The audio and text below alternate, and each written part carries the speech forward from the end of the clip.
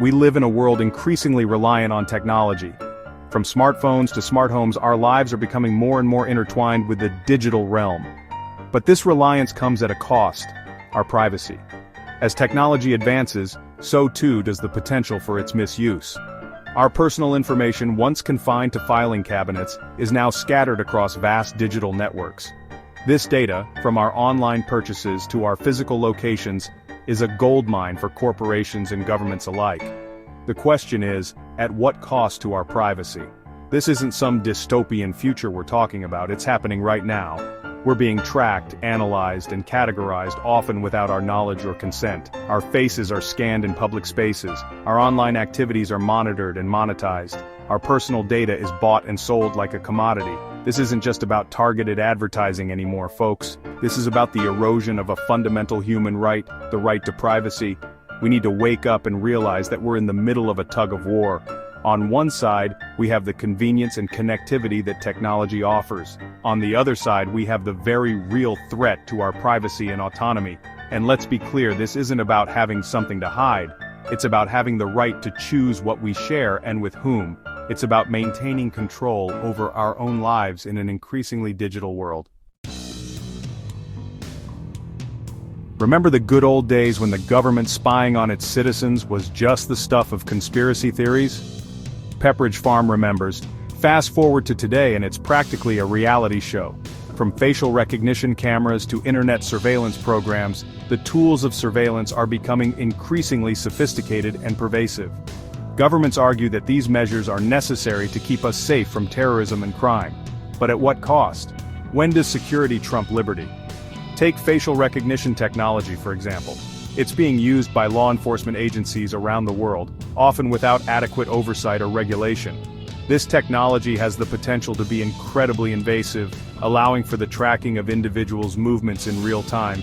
Imagine a world where your every step is monitored, where your face is your ID, and where anonymity in public spaces is a thing of the past. That's the world we're sleepwalking into. And then there's internet surveillance. Remember that time you searched for something embarrassing on Google? Well, guess what? Someone might be watching.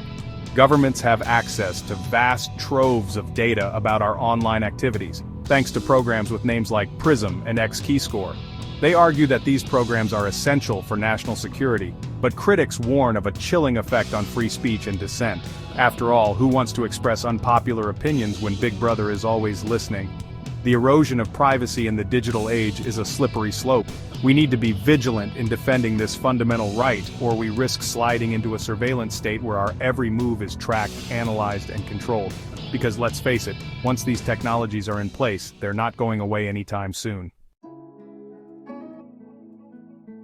In the digital age, data is the new gold. And just like gold, it's a prime target for thieves. We entrust our personal information to companies every day, from our credit card details to our social security numbers. But what happens when that trust is broken? What happens when our data falls into the wrong hands? The answer, my friends, is not pretty. Data breaches are becoming increasingly common, and the consequences can be devastating. Just ask Equifax, the credit reporting agency that exposed the personal information of over 147 million people in 2017. Or Marriott, the hotel chain that suffered a massive data breach in 2018, compromising the data of up to 500 million guests. These breaches can lead to identity theft, financial ruin, and a whole lot of stress and anxiety. It's not just big corporations that are vulnerable to data breaches. Small businesses, government agencies, and even individuals can be targeted. Hackers are getting more sophisticated, and our digital defenses are often playing catch-up. We need to be more proactive in protecting our data, both online and offline. The cost of data breaches goes beyond financial losses. It erodes trust, undermines confidence in online services, and can even have a chilling effect on free speech and innovation. After all, who wants to take risks or speak their mind when they fear that their data could be compromised? When it comes to privacy, it often feels like we're caught between a rock and a hard place. On one side, we have governments using surveillance technologies in the name of national security. On the other side, we have corporations collecting our data for profit. It's enough to make you want to throw your phone in a river and move to a remote cabin in the woods. But before you do, let's take a closer look at the roles these powerful entities play in the privacy debate. Governments have a legitimate interest in protecting their citizens from harm. However, the use of surveillance technologies should be subject to robust oversight and accountability. We need clear legal frameworks that define the limits of government surveillance and protect our fundamental rights. Mass surveillance programs that collect data on innocent citizens are simply unacceptable in a free and open society. Corporations, on the other hand, are in the business of making money. And in the digital age, data is the new currency. Companies collect vast amounts of information about our online and offline activities, often without our knowledge or consent. They use this data to target us with advertising, personalize our online experiences, and make predictions about our behavior. While some of this data collection can be beneficial, it's important to remember that corporations are not looking out for our best interests. They are beholden to their shareholders, not to their users. We need to find a balance between security and privacy, between innovation and protection. This will require a multifaceted approach, involving government regulation, corporate responsibility, and individual empowerment. We need to demand more transparency from both governments and corporations about how our data is being collected, used, and shared. We need to push for stronger privacy laws that give individuals more control over their personal information. Section 5. Georgia Tech Cybersecurity Scandal, a case study in digital trust. Remember that time when a prestigious technological university got caught with its pants down when it came to cybersecurity? No? Well, buckle up because we're about to take a deep dive into the Georgia Tech cybersecurity scandal, a cautionary tale about what happens when trust in the digital realm is shattered.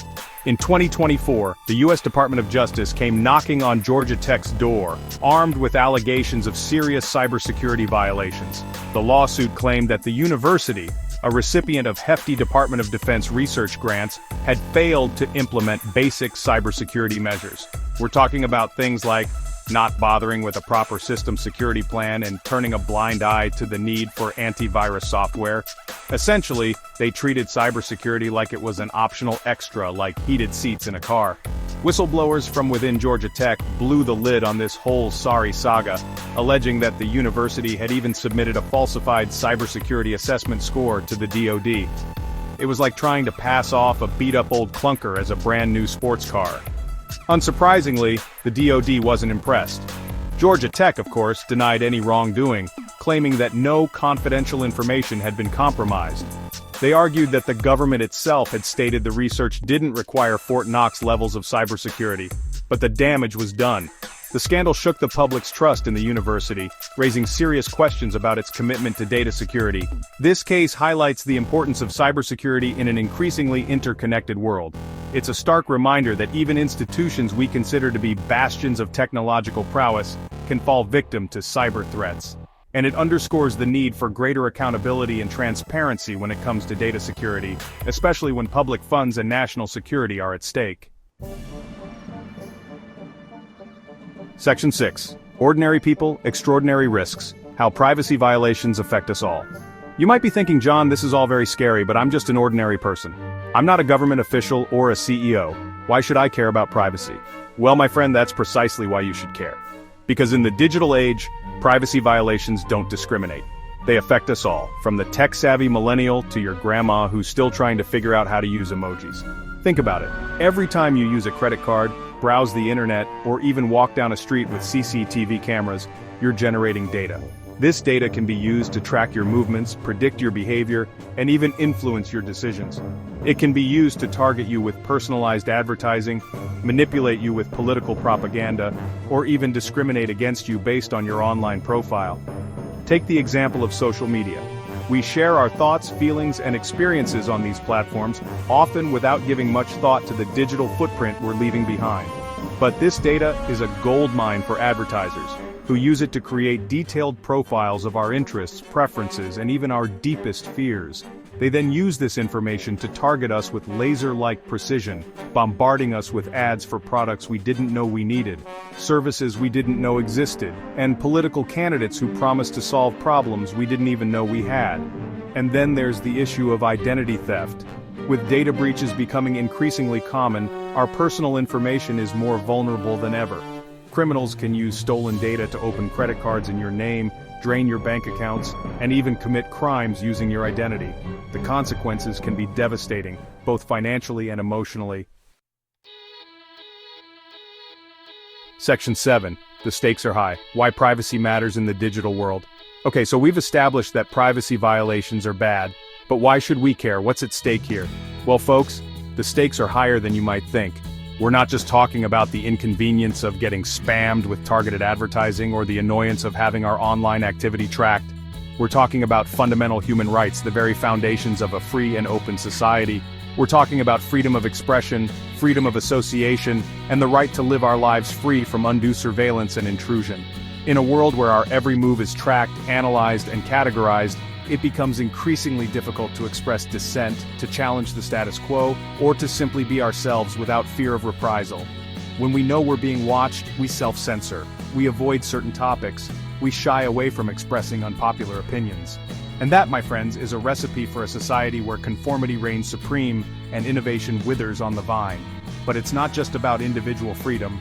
Privacy is also essential for a healthy democracy. When governments have unchecked access to our personal data, it creates an environment of fear and suspicion. It undermines trust in institutions and erodes the very fabric of our society. Without privacy, there can be no true accountability or transparency. And let's not forget about the economic implications. In a world where data is the new oil, privacy violations can stifle innovation and harm competition. When individuals and businesses are afraid to share their data for fear of it being misused, it creates a chilling effect on the digital economy. Section 8. Towards a more secure future, solutions and regulations for enhanced privacy. Okay, so we've covered the doom and gloom, now let's talk solutions. What can we do to protect our privacy in the digital age? Well, the good news is that it's not all doom and gloom. There are steps we can take, both individually and collectively, to reclaim our digital privacy. It's time to fight back against the surveillance state and the data-hungry corporations. It's time to take back control of our digital lives. First and foremost, we need stronger privacy laws. The current legal framework is woefully inadequate to deal with the challenges of the digital age. We need comprehensive legislation that gives individuals more control over their personal data, limits government surveillance, and holds corporations accountable for data breaches. We need to close the loopholes that allow companies to collect and share our data without our consent. We need to make sure that privacy is not a luxury, but a fundamental right that is protected by law. But legislation alone is not enough. We also need to empower individuals to take control of their own privacy. This means educating ourselves about our digital rights, understanding the risks of sharing personal information online, and taking steps to protect our data. We need to be more mindful of the apps we download, the websites we visit, and the information we share on social media. We need to use strong passwords, enable two-factor authentication, and be wary of phishing scams. And let's not forget about the role of technology itself. Just as technology has been used to erode our privacy, it can also be used to protect it. We need to invest in privacy-enhancing technologies, such as end-to-end encryption, virtual private networks, VPNs, and privacy-focused browsers. These technologies can help to shield our online activity from prying eyes and make it more difficult for our data to be collected and misused. Section 9. Safeguarding our digital rights. A call to action for a privacy-conscious future. We've reached the end of our journey, folks. We've explored the dark underbelly of the digital age, where privacy is under constant threat from surveillance, data breaches, and the relentless pursuit of profit. But it's not too late to change course. We can build a future where technology empowers us, not controls us. A future where privacy is not a privilege but a right. This isn't just about us. It's about the future generations who will inherit the digital world we're creating today. Do we want to leave them a world where privacy is a distant memory, where every move is tracked, analyzed, and monetized? Or do we want to leave them a world where they can explore the digital realm freely and securely, without fear of surveillance or exploitation? The choice is ours. We can continue down the current path of complacency and apathy, allowing our privacy to be eroded bit by bit. Or we can stand up, speak out, and demand better. We can demand stronger privacy laws, more responsible data practices from corporations, and greater awareness among individuals. This isn't a partisan issue. It's not about left or right. It's about right and wrong. It's about protecting our fundamental rights in the digital age. It's about ensuring that technology serves humanity, not the other way around.